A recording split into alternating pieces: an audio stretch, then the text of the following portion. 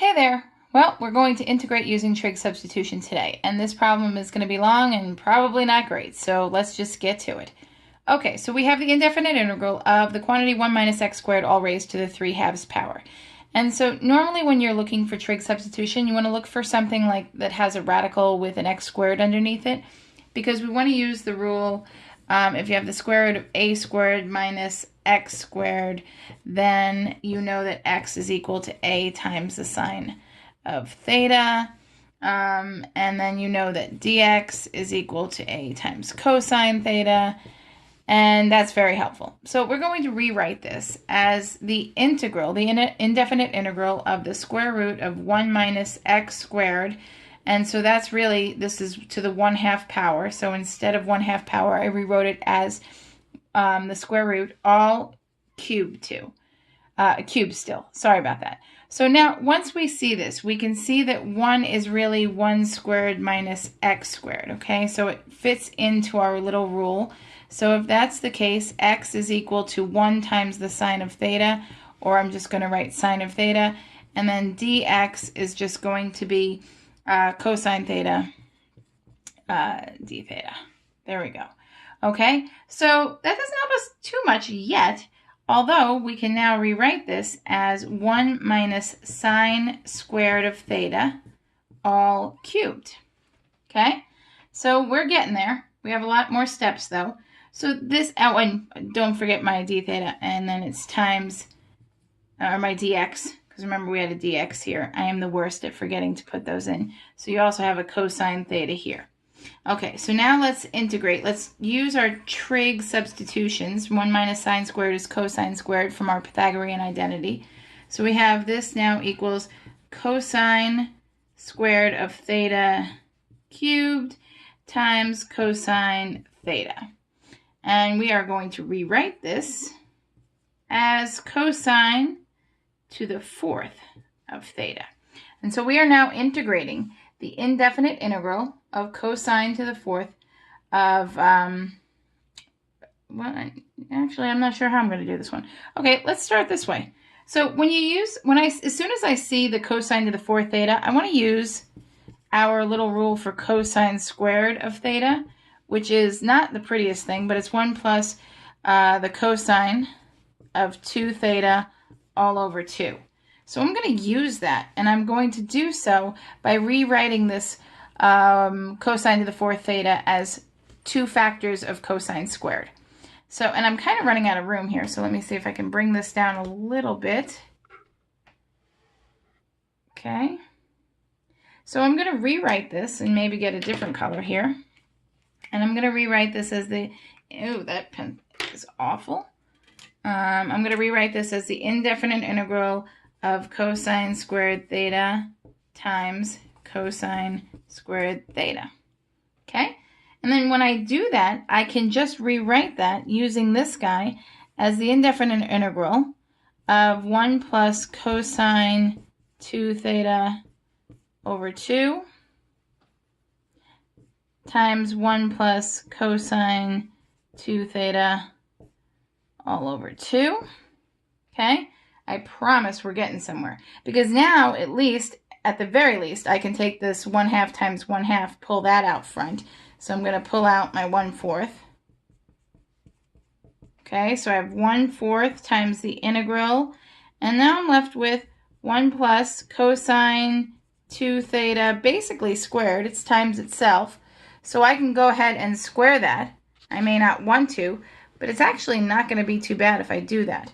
So you already know that I took out 1/4, so I can erase that. So this is going to be 1/4 times the integral of 1 plus, and we're just going to use our regular rules. It's going to be 2 times the cosine of 2 theta, right?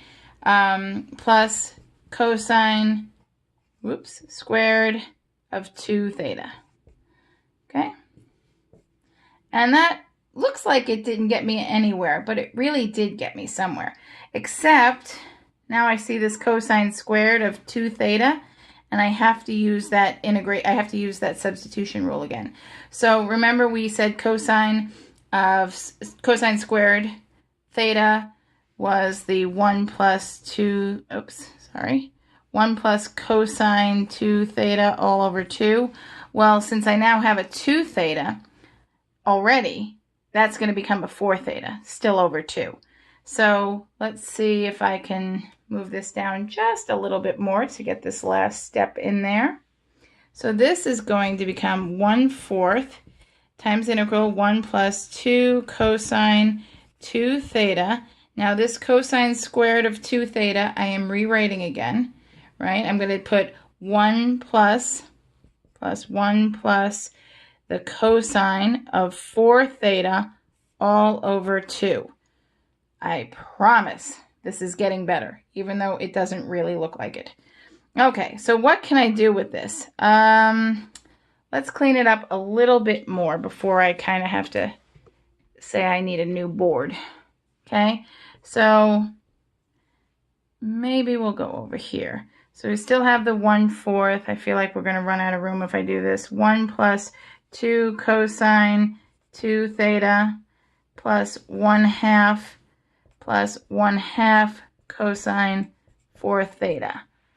And that is not all on my board. Okay, so there that is. So I'm going to erase everything and put that up at the top now. So bear with me while I do that. This problem, I kind of said in the beginning this problem was going to be the worst. And it has not let us down. So if we get rid of all of this, start with what I had, move this, hope you don't get seasick. We had 1/4, oops, you cannot even see that. 1/4, okay, I'm just going to write it where it is. 1/4 times the integral of 1 plus 2 cosine 2 theta plus 1/2 plus 1/2 cosine 4 theta. Okay, move this up a little bit more. And now, what can we do to clean this thing up? Okay, so I can at least add 1 and 1/2. I really can't do much more than that. So I'm going to say 1/4, and then I'm going to have 2 over 2 plus 1 over 2, so 3/2, right?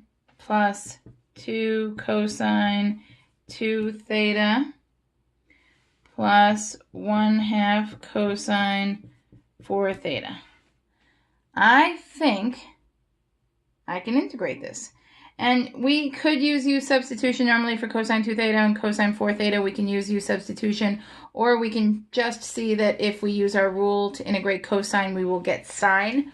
So let's say 1/4, whoops, not 4, 1/4, 3, if we, the integration of 3/2 is 3/2 x, plus if we integrate cosine, we get 2 sine 2 theta all over 2 plus 1/2 times, again, cosine is going to be sine 4 theta, and whatever this is, that's what the denominator is, all plus c. Now we definitely can't leave it that way. Let's clean this up just a little bit. Okay, we can divide out some 2's here. We can make this 1/8, so let's say 1/4 times 3/2 x plus sine of 2 theta plus 1 over 8 sine 4 theta plus c. We could probably clean that up some more, but that is a mathematically appropriate answer. And I think I'm going to leave it like that. This was a beast of a problem. If you sent it in, gee, thanks.